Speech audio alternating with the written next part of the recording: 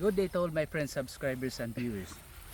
Now we are here at Ubay, Bohol guys. Somewhere here in barangay boundary of Tuburan and Kamambugan, Ubay, Bohol.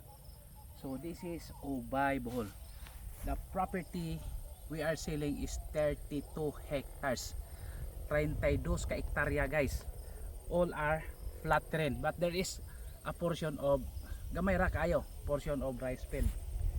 So the price is 150 pesos per square meter. 150 ra guys, barato ra kayo. The adjacents are also for sale, ranging from 200 up, pataas na ang presyo guys. Sa una manggod guys, amo ning i-consolidate. It is more or less mga 100 hectares na among na consolidate ani, mga 92, almost 100 hectares. 92 hectares among na consolidate ani, pero ang amo gyud niya na klaro kini siya usa ni siya nya katong mga adjacent na 20 hectares, na 11 hectares nya katong mga gagmay. Then kini may pinakaubos 150 pesos per square meter. Kay amo man to ning kuanog solar farm unta. Pero kini nga 32 hectares da guys, kanang kuani, kanang titulado gini siya, pero basin og makaingon ta ba nga nasod ni sa carp, wala siya masod sa kloa or carp. Kay mga nagsuon man ni guys, tanan sila, pero separate title or all are alive, buhi tanan. So meaning sila tanan nagsuon na sila mga titulo, apod sila tagsa-tagsa, unya ibaligya nila kasa nga mo nang niabot og 32 hectares. So mao na siya guys, naidaghang mangga. There are many there is a house of the owner, no. Now the owner has already returned to his hometown on the other province, no. Pero nagkontakay gihapon mini owner guys, nagkaistoryahan na gihapon ni kung corset nindot kani siya guys. Number 1 manggod, duol ra kayo sa highway sa Kamambugan, na diha ang airport, na ang Ubay Community College, fire station nya zone, na po diha ang murag i-open nga airport pohon, kanang murag flying school, something nga murag buhaton nga domestic flight. So nana sila mga plano, nana sa internet makita na to nya. Na po diha ang BGMP, Bureau of Jail Management, plus anhi daw ay butang ang dako nga training center sa mga fire officer, unsa na diha basta mga fire related sa mga fire kuan, basta mga sunog. Mana siya guys nya, daghanan nagplano ani, no, mga negosyante ba. Pero if I am the businessman, barato pa man gyud siya, honestly paliton na lang mao ni nakanindot. Langgam pa gyud yung madungog diri guys, approximately 1.2 kilometers from National Highway. Duol ra kaayo. So kita na to guys, no. Dagan kay amorsiko moabot ni dito sa kanang daplin sa Katunggan, kanang mangrove ba, mao man ay among dito Katunggan nya. Ang basakan pa dito dapitan nga site.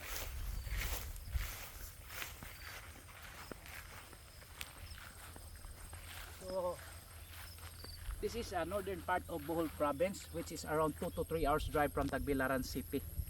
Then there is also a seaport in Ubay, and malls, Pure Gold, then ICM, si Alturas, Barog Nasad, nagtrabaho pa si McDonald's. So naa diha. So daghan-daghan nag-improvement sa Ubay guys.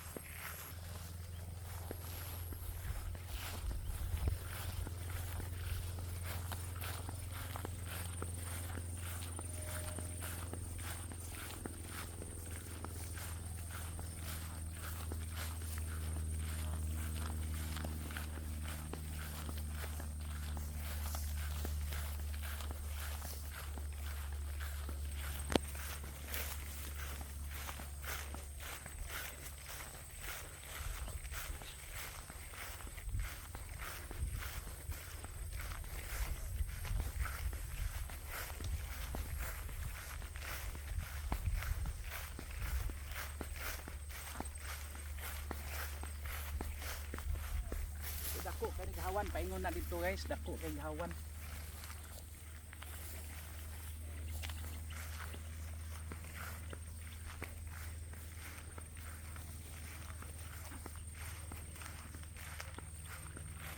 Hari pa diri.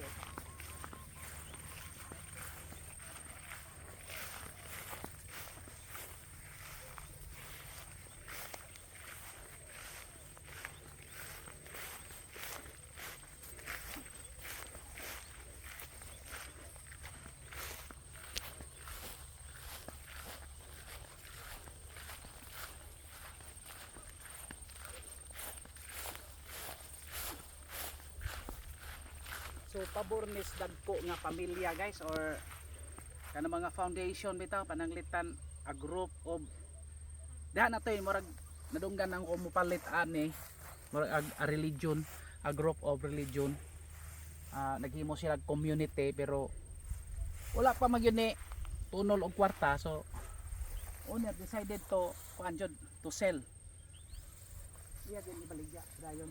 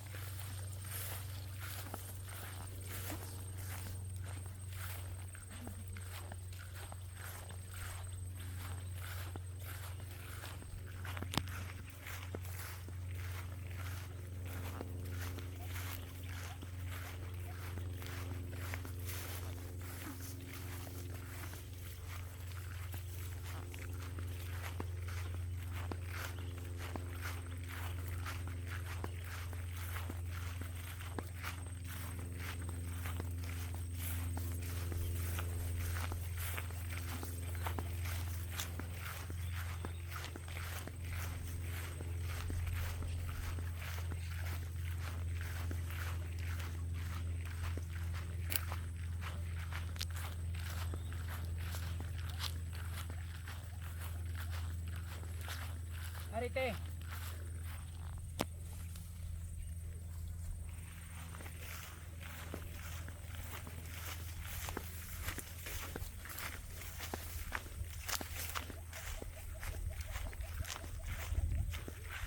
So kana guys, apil pa na di ana daghan mangga mailahan na nimo kay daghan pag mangga ba.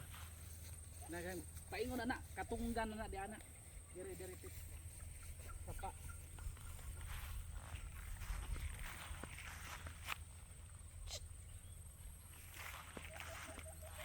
Then he has his own deep well for guys, by deep well niya guys.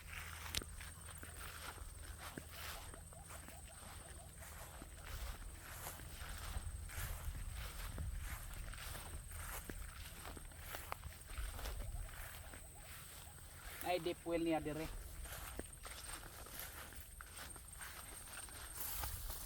Oh. So no problem na ka with the water no, naanay deep well niya. All you have to do is to operate na lang yun ba, improve the kuan.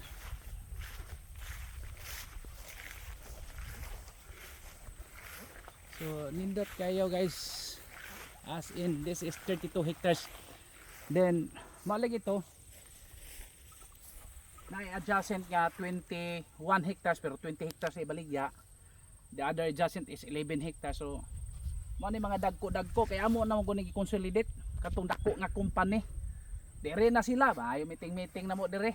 Yapil na namo ang mga kasikbit.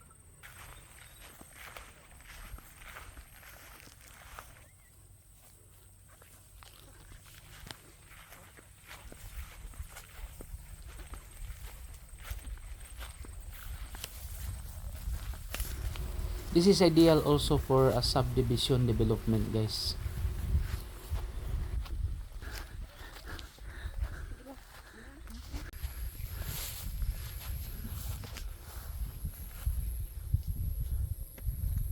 So ideal ginis mga cattle farming, bakahan ba. Pigiri murag dili na kaay ko kuan sa pigiri, pero pwede gihapon kay na may mga daghang pagkaon ron sa pigiri nga dili na baho bitaw.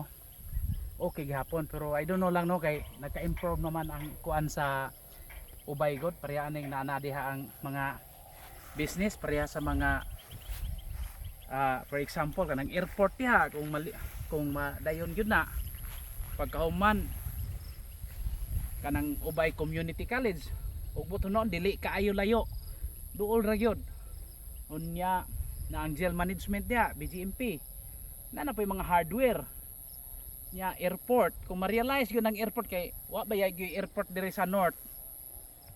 So kung madayon pod ang Bohol Cebu Bridge pabor kayo ubay Hitapi ubay nya naampoy ubay Leyte Bridge. So kana mga proposal ra na sa gobyerno no, pero kung di man ganita kaabila na ron possible sa lain po niya generation nya nabi nagnapot ay mga anak mga apo kaupo-apuan at least niya daghan katag mahimo ani nya barato ra kayo 150 pesos per square meter clean title gyud guys. Usbo nako kini yang mga titulo dili ni bilong sa agrarian dili ni bilong sa CARP naa adyo koy kopyas titulo ani unya nga mga nagsuon mga igsuon. So ipang butang sa ilahang mga ngan. So meaning wa tiberanan og mga estate o sa clean title gyud man ni nakanindot ani. Nya income naman pud na may mga kanang kuan naa na may mga mangga na kag mango tree. So nindot kayo no. So mo na naka-advantage ani nga property guys. Okay. So ni-continue ta guys no. This is the adjacent lot. Sikbit. So mo nang sikbit guys. 20 hectares and 11 hectares. Kadto na mga gagmay na sa likod ani guys. Ya paingon dito sa karsada. So mo na siya guys. Ya, mo na dool ra kayo sa highway. Basta 1.2, 1.5 kilometers. Basta mga I think mga basta few minutes lang yun mubo ra gyud kaayo.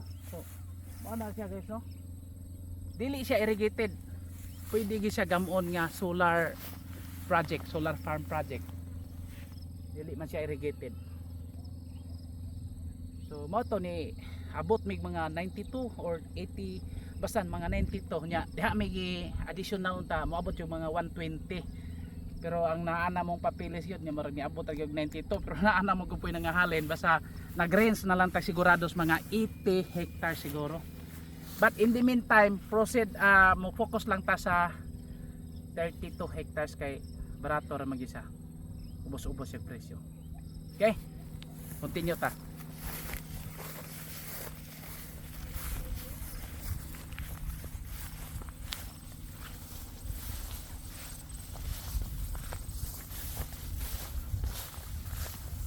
So duha ni ka barangay no, Kamambugan and Suburan. Barangay Suburan. Ubay Bohol.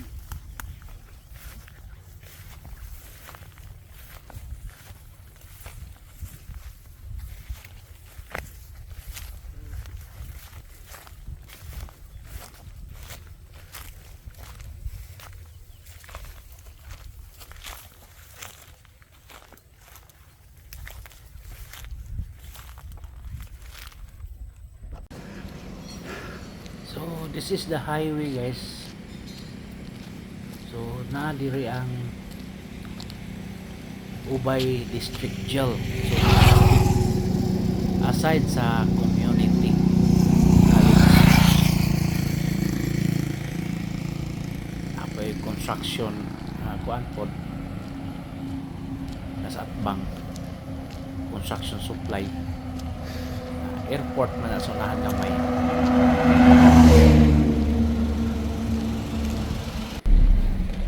So mao ni ang Ubay Community College ay mga estudyante.